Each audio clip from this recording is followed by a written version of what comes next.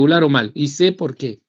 Porque ustedes han examinado su peso y talla, tienen los datos antropométricos, tienen el índice de masa corporal, examinaron al paciente, vieron si había grasa en exceso, si había falta de grasa, desaparición de la bola de Bichat, los relieves óseos estaban visibles, etc. ¿No? Entonces, todo esto ya lo deben dominar de semiología general, y aquello que no lo conozcan, por favor, que háblenlo con sus profesores de práctica para que lo dominen, porque aquí ya no pueden fallar. Y en el examen regional todavía pueden equivocarse porque lo están aprendiendo en las diferentes rotaciones. En esta rotación vamos a ver la parte de digestivo. Sigamos. Vamos hasta el diagnóstico. Impresión diagnóstica. Ahí nos quedamos. Mire, debemos hacer una impresión diagnóstica basado en síndromes. Un diagnóstico por síndromes. En el diagnóstico por síndromes hay 0 errores. No me equivoco, ¿correcto? Porque el síndrome existe. Si yo encuentro síndrome disneico en mi paciente, él tiene un síndrome disneico. Ahora, ¿cuál es la causa? De repente no la sé, pero tiene síndrome disneico. Síndrome doloroso torácico, un síndrome de dolor torácico, lo tiene. Nadie, no es que una impresión mía y para otro médico no existe, no. El síndrome doloroso, de dolor torácico, existe en este paciente. Entonces, cada síndrome que yo pongo, yo tengo sustentos para describir, ¿correcto? Pero también puedo hacer un diagnóstico anatómico. Desde el punto de vista anatómico, ¿dónde está el problema del paciente? ¿Está a nivel cardiovascular? ¿Está a nivel cardiorrespiratorio? ¿Está solo a nivel respiratorio? El dolor torácico es un dolor torácico por una esofagitis, y muchos pacientes entran a la unidad de cuidados coronarios o a la emergencia o a la unidad de shock trauma creyendo que es un infarto de miocardio y es una esofagitis. El dolor casi es indistinguible. Pero si yo sé semiología, tomo todos los cuidados en mi examen, además tomo algunos exámenes auxiliares, puedo llegar a un diagnóstico más preciso. Pero también debo llegar a un diagnóstico etiológico, que ya es un poco más difícil, muchas veces requiere un examen auxiliar, ¿correcto? Luego de todo eso, ya puedo hacer un diagnóstico nosológico o nosográfico. Entonces, todo lo que está pasando con mi paciente, ¿por qué? Por una cardiopatía aterosclerótica, es por un problema pulmonar, es por una neumonía. No, tengo que describir qué diagnóstico nosográfico, que es el que vemos en los CIE-10, en la Clasificación Internacional de Enfermedades 10, aunque ahora ya hay el 11, y el que ven en los libros de medicina interna de Cecilov, de Harrison o cualquier libro de medicina interna, ¿no? Los nombres ya de la enfermedad. Y vale la pena, esto tampoco es un punto importante dentro de esta rotación, pero sí vale la pena que lo relacionemos porque nos permite grabar todo lo que está pasando y toda la fisiopatología para relacionarlo con una enfermedad. Y ya luego viene el diagnóstico diferencial, o sea, con mi diagnóstico nosográfico, al cual debo llegar pues a un 85%, pero me quedan algunas dudas diagnósticas o algunas otras posibilidades que no son un montón, pero sí las hay. Entonces hago mi diagnóstico diferencial y anoto qué otros diagnósticos diferenciales podrían haber. Si un paciente viene con un dolor en la fosa ilíaca derecha, yo puedo pensar que es una apendicitis, pero el diagnóstico diferencial, si es una mujer, probablemente voy a buscar si está en edad fértil, si es que puede haber un embarazo ectópico roto, si puede haber un quiste de ovario pedículo torcido, etc., ¿no? Y si encuentro el dolor en la fosa ilíaca izquierda, debe ser diverticulitis, pero puede ser una uretritis, una litiasis ureteral, puede ser una sigmoiditis, puede ser un cáncer de sigmoides, etc. Entonces, hago mi diagnóstico diferencial. Y después hago un plan de trabajo que para ahora no les toca, que lo van a hacer cuando hagan clínica. Cerramos este doc. Doctor, Ahora, doctor, podría ser, disculpe, podría ser un ejemplo, doctor, de una impresión diagnóstica completa. O sea, ponga una enfermedad y para completar más o menos un ejemplo. por eso quería una historia completa de ustedes. Por decir, Mm. ya, viene un paciente, este mismo paciente, ya, pero no viene ahora por dolor torácico, ¿ya? Ujú. Supongamos que viene por ictericia y dolor en el hipocondrio derecho. O sea, ya no viene por dolor precordial, no. El mismo paciente, pero viene ahora por ictericia y dolor en el hipocondrio derecho. Examino el abdomen y encuentro dolor en la línea medio clavicular por debajo de 2 centímetros por debajo del reborde costal, un punto doloroso que es el punto de Murphy. Y además está con ictericia.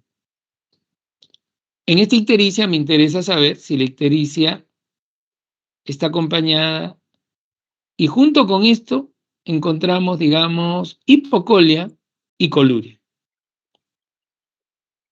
Entonces, tengo un paciente con síndrome doloroso. Tengo otro síndrome que es síndrome ictérico, ¿no? Entonces tengo dos síndromes, un síndrome doloroso y un síndrome ictérico, y con un punto vesicular positivo.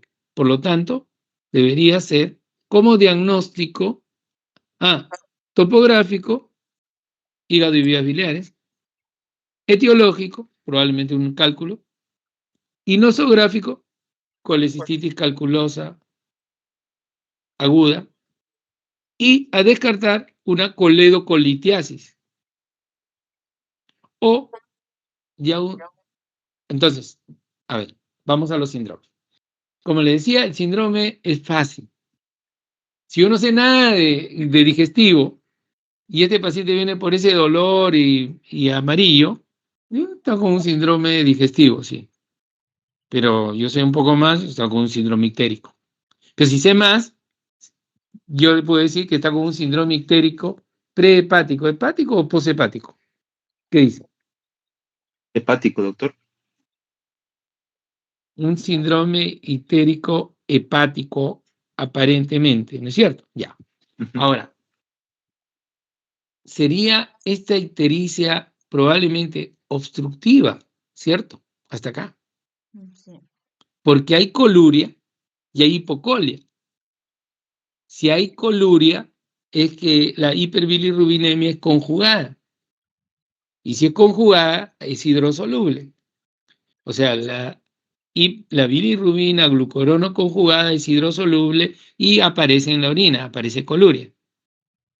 Si hay obstrucción al paso de la vía biliar, no hay bilis en las heces y aparece la hipocolia. Entonces, síndrome ictérico con coluria, hipocolia y punto de Murphy, entonces me está indicando que hay un cálculo que está obstruyendo la salida de la bilis. ¿Está bien? Entonces yo puedo, ya. ¿Y cuál sería mi diagnóstico diferencial? Que este paciente, si no sé cómo están sus amilasas, de repente también tiene una pancreatitis. Cierto. O tiene un cáncer de vías biliares. Y yo estoy viendo un poquito de inflamación en la vesícula, pero es un cáncer de las vías biliares. O si el paciente tiene prurito asociado, o de repente no es un tema de vías biliares, sino una enfermedad de vías biliares autoinmune. O un colangiocarcinoma, etc. ¿Está bien? ¿Se entiende ahora? Sí, doctor. Entonces yo puedo tener los tres diagnósticos, el diagnóstico de síndromes, el diagnóstico nosográfico y el diagnóstico diferencial. Y cuando haga clínica, yo agarro y digo, para esto, si quiero ahora precisar qué está pasando, ¿qué pediría primero? Una ecografía, que no cuesta nada, baratita, y veo cómo sale el hígado, cómo salen las vías biliares, si salen dilatadas o no, cómo sale la vesícula, cómo sale el colédoco. Y si me dice que el colédoco mide 12 milímetros, ¿qué pensaría? ¿Cuánto de diámetro tiene el colédoco? Bueno, ese es el otro punto clave. Tienen que revisar su libro.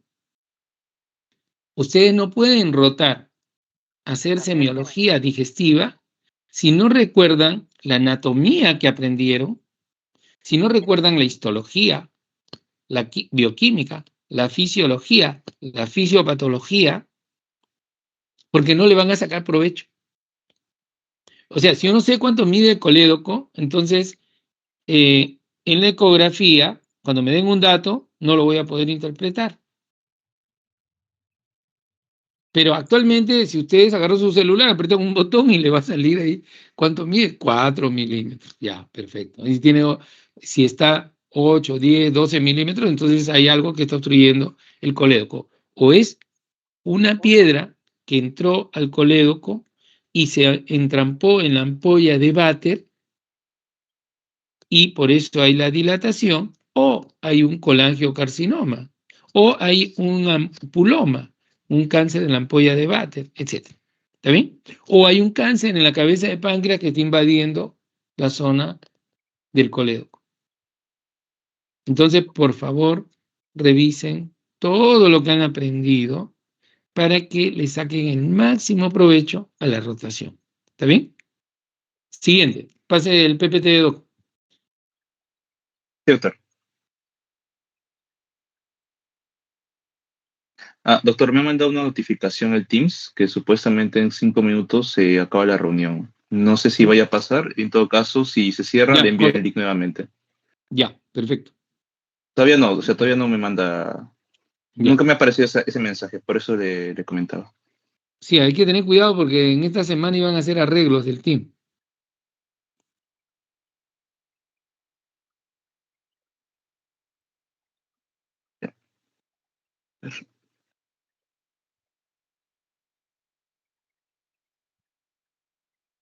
Muy bien. Entonces, la historia clínica no hay problema. El examen, sigamos.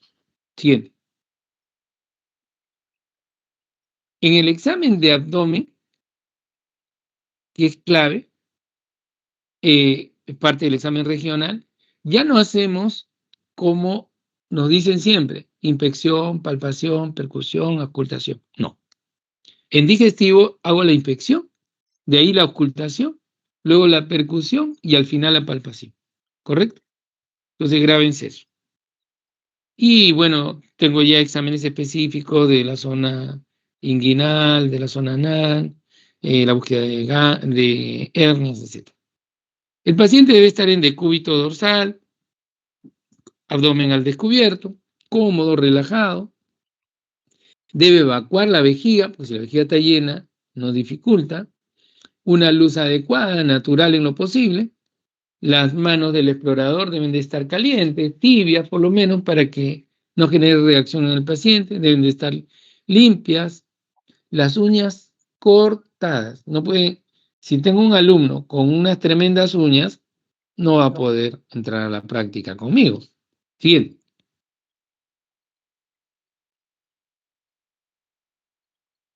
La inspección, vemos el abdomen, ¿cómo está? Ustedes se ponen, digamos, hacia los pies del paciente. La configuración del abdomen debe ser en S itálica, en las personas con un peso regular. El abdomen debe ser simétrico. Evalúo si hay tumoraciones, evalúo si el abdomen es excavado, en las personas muy adelgazadas, o es globuloso en las personas con sobrepeso, o balonado, o prominente. Hay incluso el abdomen que le llaman en delantal, ¿no? Es un abdomen que ha crecido tanto que cae sobre sí mismo, como un delantal. O que cae hacia los costados, le llaman batraciano. Nos interesa ver la movilidad respiratoria. El abdomen se moviliza de manera rítmica con la respiración. Más marcado en los varones, más marcado en los niños, pero puede estar exagerado, disminuido o ausente en ciertas patologías. Siguiente.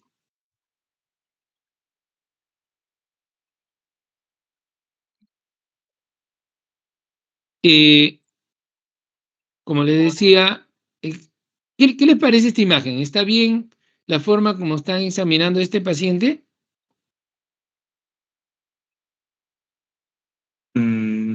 Sí, doctor, parece que sí. ¿Alguien está en contra? ¿Alguien en desacuerdo?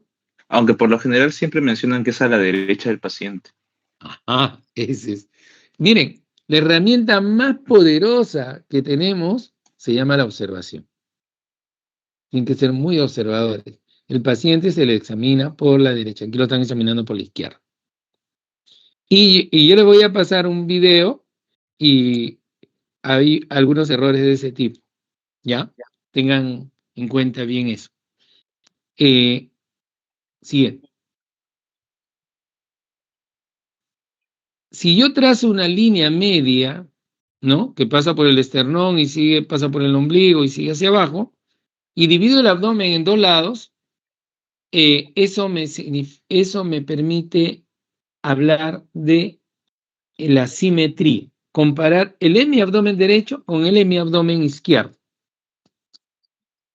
Si hay asimetría, porque hay un globo, porque hay un nódulo, describo por qué hay asimetría, ¿correcto? También puedo comparar el hemiabdomen superior con el hemiabdomen inferior, haciendo pasar una línea a la altura del ombligo de manera horizontal. Siguiente.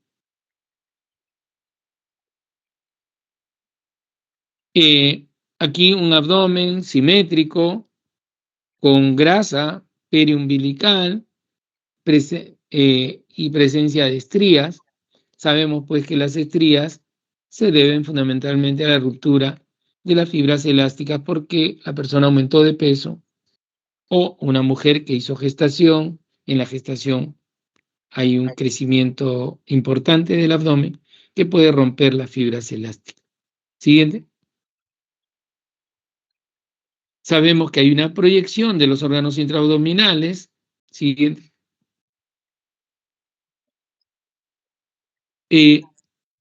Si examinamos, no solo tenemos que examinar al paciente echado, sino muchas veces también de pie o con maniobras.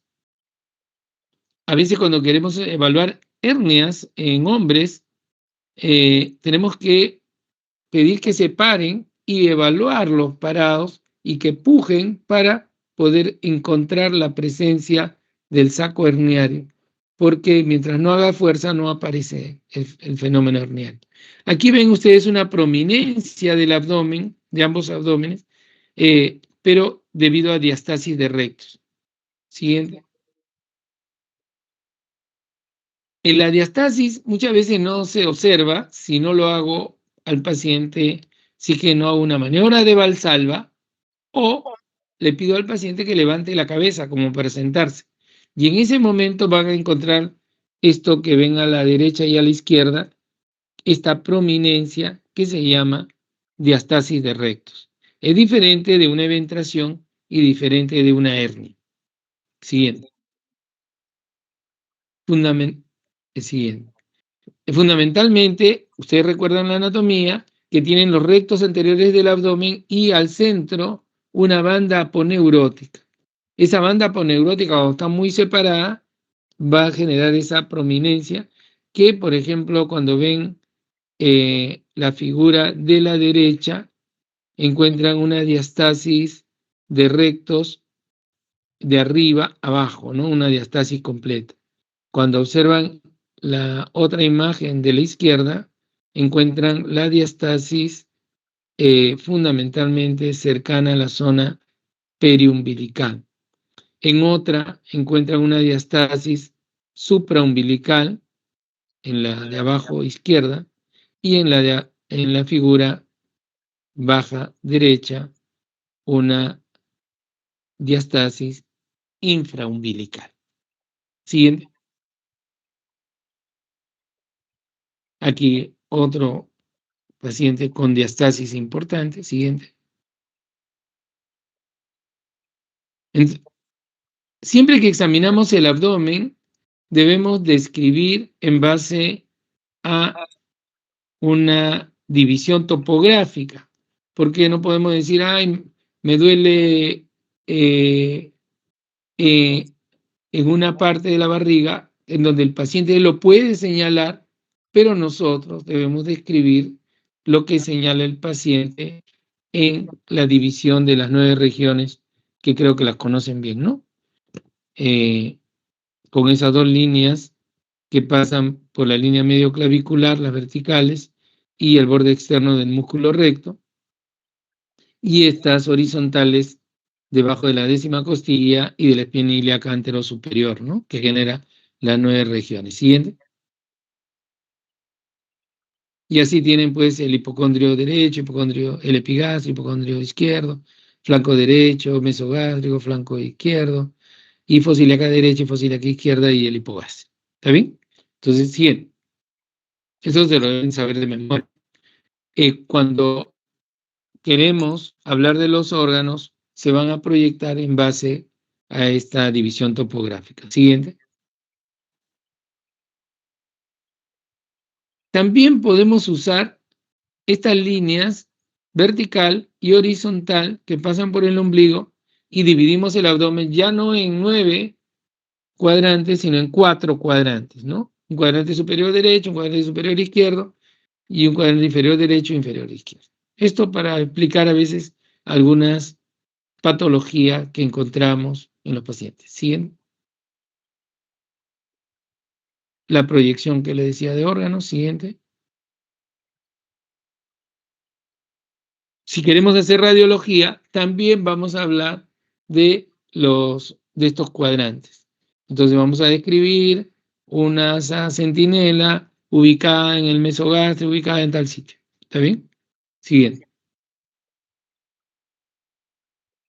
Hay muchos que también podemos describir utilizando la zona periumbilical y la manecilla del reloj para hablar del vaso, del colon descendente, del riñón, del ovario o anexos en la mujer, de los testículos o el psoas en el hombre y el sigmoides. En el otro lado, el apéndice, el ciego, la uretra, o en el lado del hipocondrio, el hígado y la vesícula biliar, o en el epigastrio, el esófago, estómago, duodeno, páncreas. Siguiente. Entonces, a la inspección yo veo las características de la pared abdominal. Observo si hay latidos anormales. En cardiología deben de haber visto en el abdomen a veces latido en el epigastrio por un crecimiento cardíaco o por un crecimiento de la aorta o una aorta aneurismática. Observamos si hay presencia de manchas, de nevus, si hay nevus rubí, si hay telangiectasias. Recuerden que hay pacientes que solo presentan manchas café con leche en el abdomen, y esa mancha café con leche o café olé, como la describían algunos semiólogos, nos revelan que si estas siguen los nervios, estaríamos frente a una neurofibromatosis o enfermedad de von Recklinghausen. Las cicatrices en la piel las debemos describir, si son cicatrices lineales, si son cicatrices viciosas, como sucede en las heridas que cierran por segunda intención, etc. La presencia de estrías, la presencia de tumoraciones, depresiones, edema de pared, la presencia de hernias, eventraciones, la presencia de circulación venosa visible. Cuando una persona es blanca, muchas veces le podemos ver las venitas, sin que eso sea anormal. Pero si yo veo venas dilatadas y tortuosas, similares a las varices de las piernas, eso es una circulación venosa colateral que es patológica y puede ser tipo cava o tipo porta. Podemos encontrar manchas, equimosis periumbilical, como el signo de Cullen, o en flancos, como el signo de Gray-Turner, y la distribución de vello pubiano que tiene sus características. Y aquí ven que la cicatriz umbilical tiene una pequeña protrusión que algunos le llaman prehernia, pero hay que explorar para saber si eso es solo grasa o es un fenómeno herniario en la paciente, ¿no? En mi abdomen inferior algo prominente, con estrías, etc. Siguiente. Aquí un abdomen relativamente normal, con un poquito de grasa periumbilical, el ombligo céntrico, deprimido, la cicatriz umbilical. Siguiente. Doctor, ¿está normal el abdomen? Yo lo veo asimétrico, o al menos el izquierdo. Pareciera un poco asimétrico. Un poquito asimétrico, ¿no? Pero está casi dentro de lo normal. Pero sí, por la cicatriz umbilical lo vemos que está un poco lateralizado, ¿no? Entonces la cicatriz umbilical nos ayuda mucho para ver la simetría. Hay una discreta simetría, pero por la ubicación del ombligo llama la atención. El otro sí es simétrico. Siguiente. Aquí ven un ombligo protruido, puede ser herniario probablemente, pero ven una mancha equimótica cercana al ombligo. Ese es un signo de Cullen. Revela una hemorragia intraperitoneal. Lo vemos en las pancreatitis necrótico-hemorrágicas complicadas. Siguiente. Aquí otro caso similar, signo de Cullen. Miren cómo la equimosis importante, pero ya hay equimosis en los flancos también acá, ¿no? O sea, hay signo de Gray-Turner y signo de Cullen. Siguiente. Doctor, ¿y por qué la distribución de la equimosis se da justamente en esta región? Es prácticamente por la parte anatómica. Eh, eh, fíjense que la hemorragia es intraperitoneal y secundaria a pancreatitis, pero quema digamos, las enzimas pancreáticas, destruyen la grasa y comienza a aflorar el sangrado. Son casos graves, pero que no infrecuentes. Siguiente. Aquí, mire, ya más marcada este signo de Gray-Turner, equimosis en flancos por hemorragia intraperitoneal. Causa más frecuente, páncreas, pancreatitis aguda necrótico hemorrágica. Siguiente. Aquí, Cullen y Gray-Turner. Aquí, en la derecha, solo Gray-Turner. Siguiente.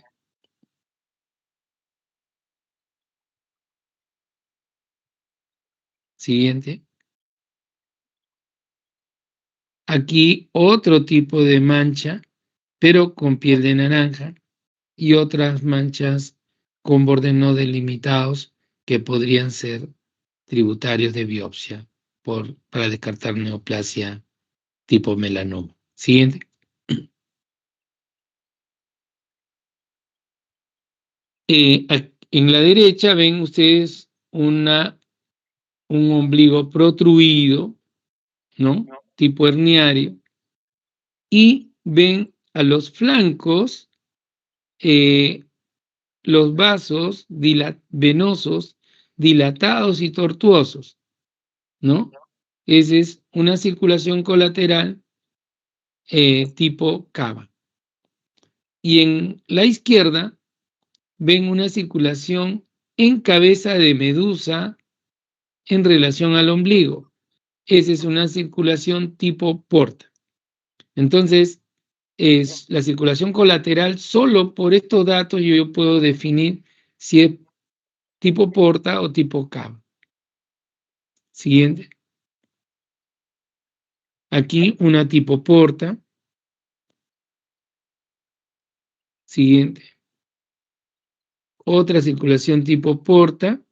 Estas marquitas de los flancos o del resto del abdomen se debe al edema de la pared porque ha estado el paciente fajado, se quitó la faja para la foto. Siguiente. Circulación en flanco, ¿no? Tipo cava. Siguiente. La ocultación. En el video que les paso, ponen que la ocultación se hace en cualquier parte del abdomen insuficiente. Eso no es cierto. Debo examinar todo el abdomen, todos los cuadrantes. Es más, debo examinar los hipocondrios. Si en los hipocondrios encuentro frote, me indica que ha habido inflamación hepática, una perihepatitis, o si es en el hipocondrio izquierdo, una perihtenitis. Debo examinar los vasos, que ahora han aprendido a examinar los vasos, ¿no? En la búsqueda de soplos, en la búsqueda de turbulencia, ¿no? Si hay soplos sistólicos, si hay un soplo sistodiastólico que me está indicando turbulencia, o hay estrechez, dilatación, etc. Y si hay una masa, en donde encuentre una masa en el abdomen, debo ocultarla también para ver si hay soplos, si la masa es vascular, etc. O si hay ruidos intestinales. Siguiente. La ocultación de ruidos hidroaéreos, esta presencia de agua y aire es clave para examinar los intestinos. Entonces yo examino los ruidos hidroaéreos en todos los cuadrantes, examino la frecuencia, si está aumentada, normal o disminuida. El que esté aumentada, normal o disminuida depende de mi experiencia. Pero para que no dependa de mi experiencia, cuento cuántos ruidos hidroaéreos hay y los anoto. Voy al libro y miro cuántos deberían de haber, ¿correcto? Entonces, también puedo evolucionar cómo va el paciente.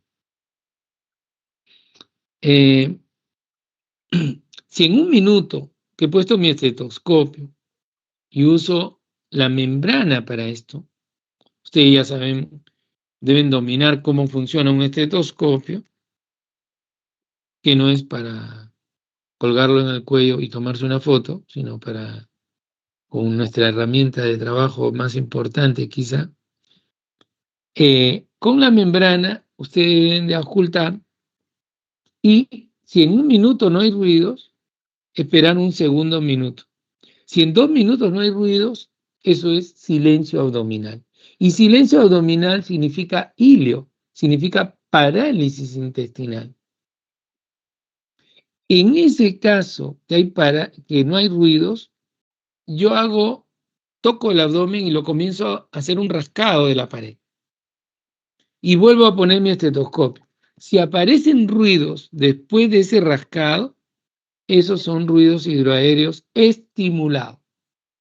Y es el motivo por el cual se recomienda que nosotros, luego de la inspección, hagamos la ocultación para que las maniobras no alteren los ruidos hidroaéreos.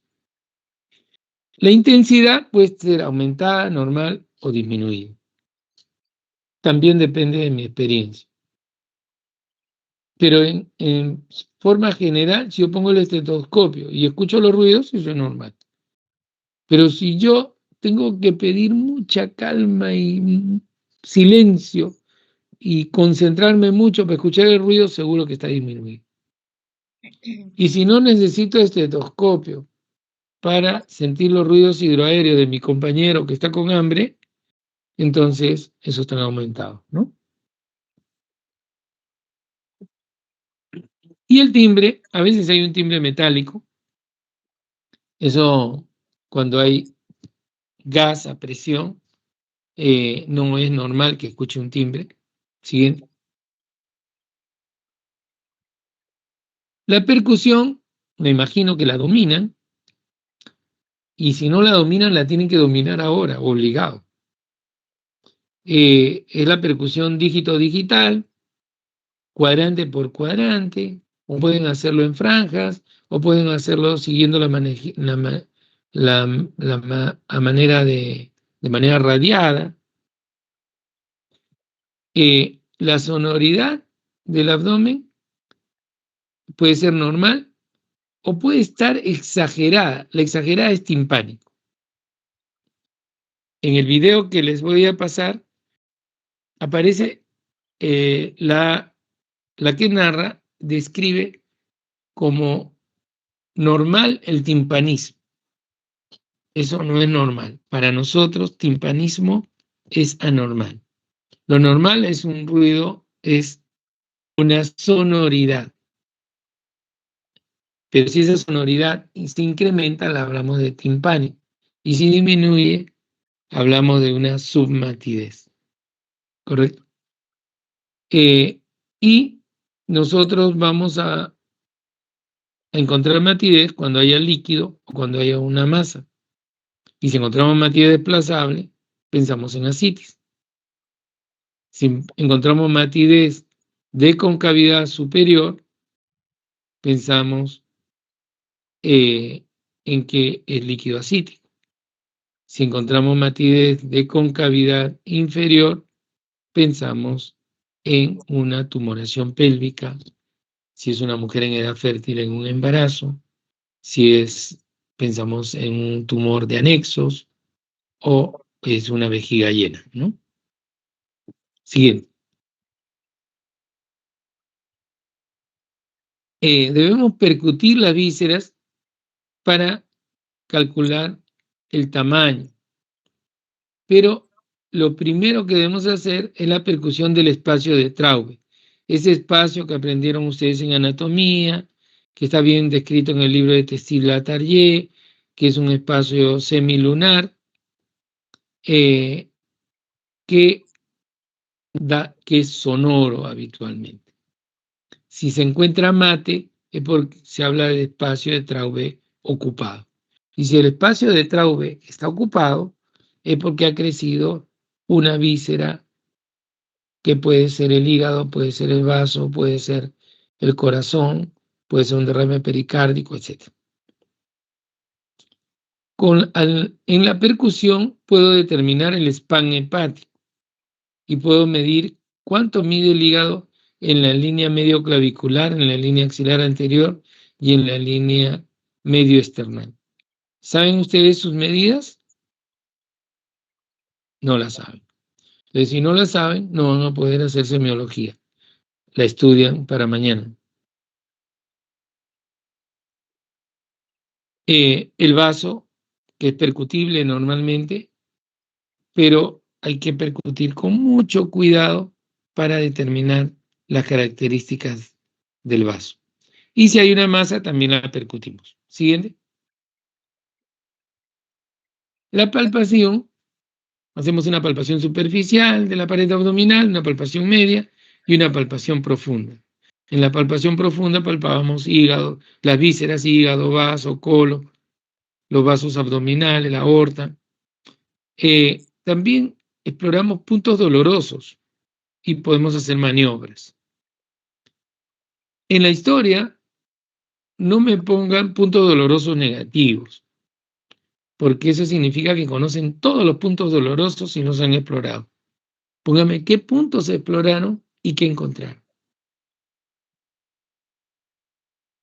Si hay una masa en el abdomen y genera asimetría abdominal, yo debo describir en qué parte está esa masa, qué forma tiene, qué ubicación tiene, si se moviliza o no se moviliza con la respiración, si al percutirla es mate o es sonora, si al ocultarla tiene ruidos hidroaéreos, no tiene ruidos o tiene soplos vasculares. Y al palparla, si la masa es dura, es blanda, es remitente, ¿es dolorosa o no es dolorosa? ¿Está adherida a los planos profundos o a los planos superficiales? ¿Se moviliza o no se moviliza con la respiración? Etcétera. También debemos explorar para buscar hernias o eventraciones, claro que hernia es algo más cuidadoso, y hacer el tacto rectal, que se hace con guante, con una técnica especial y con un cuidado también especial. Siguiente.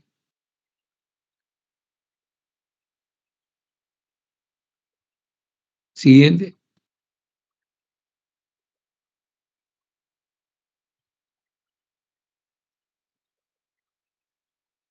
Entonces, en los puntos dolorosos hay una serie de puntos dolorosos,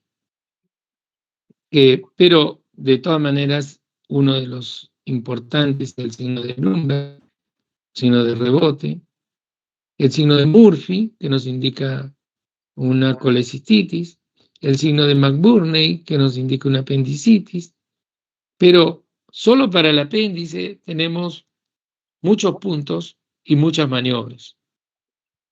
O sea, si revisamos todos, son 18 o 19 entre puntos y maniobras.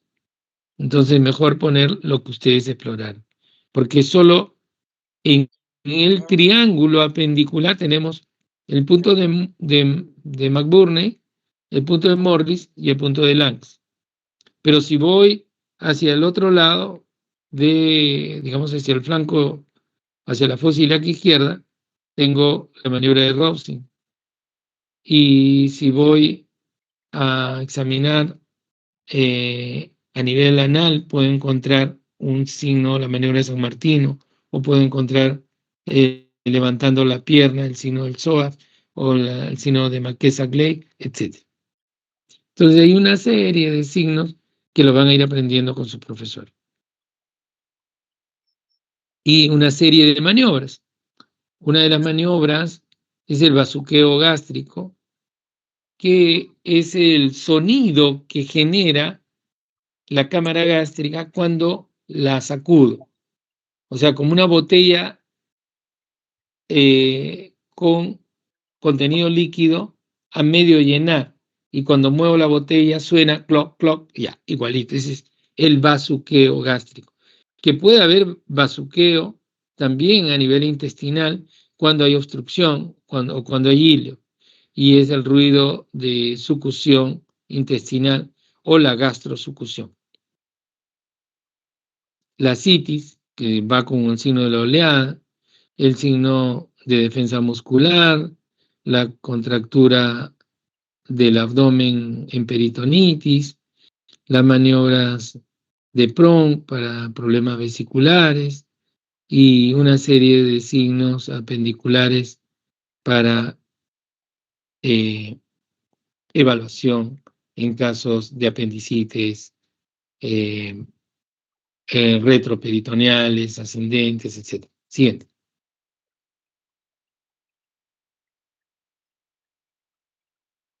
Siguiente. Siguiente. Es de un examen bimanual. Ya, bueno. Y en cada víscera podemos definir claramente cómo está. Si yo examino el hígado, por favor examínenlo todo bien.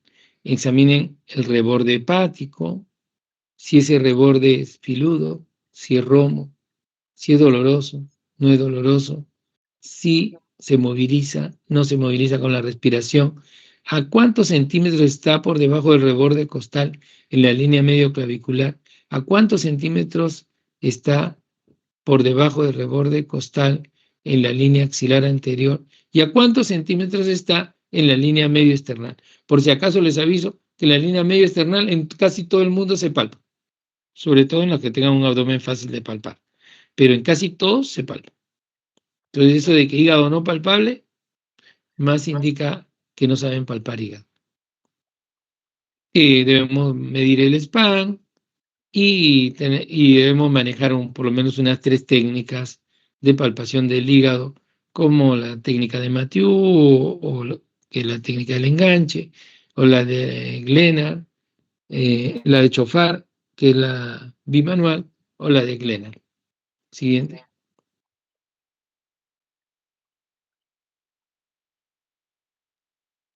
En cuanto al vaso, saben que no se palpa, pero sí se percute, y un vaso fácilmente percutible probablemente está agrandado. Y vaso palpable es patológico de todas maneras, ¿no? Pero hay que hacerlo con maniobras cuidadosas en decúbito lateral derecho o en oblicuo. Siguiente. Pero a veces se palpa también en decúbito dorsal. Siguiente.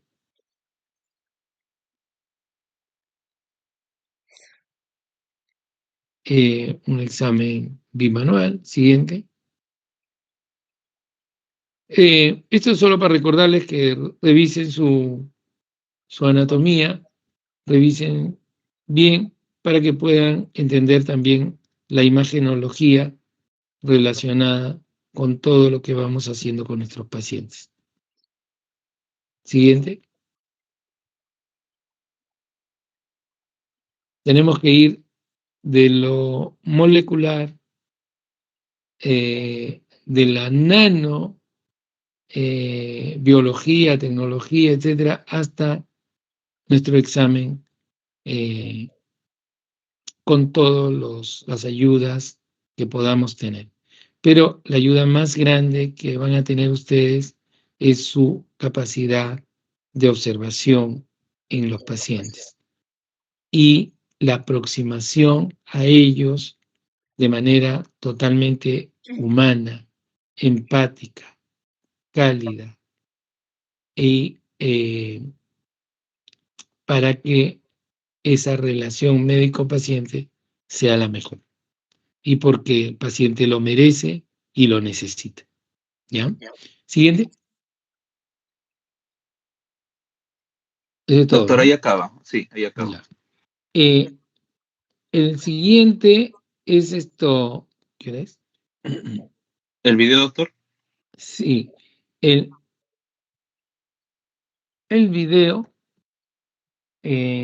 por razones de tiempo, lo comparte con sus compañeros para que lo revisen y cualquier cosa lo consultan con sus profesores de práctica y yo estoy a disposición para que podamos revisar cualquier historia en donde no puedan o quieran alguna aclaración o alguna evaluación sistemática para llegar a los diagnósticos por síndromes, que es la misión de esta rotación.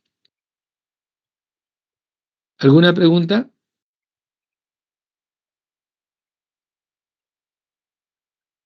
Parece que no la sé, doctor. Muy bien, entonces que tengan buenas noches. Sí, doctor. Doctor, por favor, no se olvide de pasarme el cronograma de los doctores para estar programando las ¿Se clases lo ya de pasé? antemano.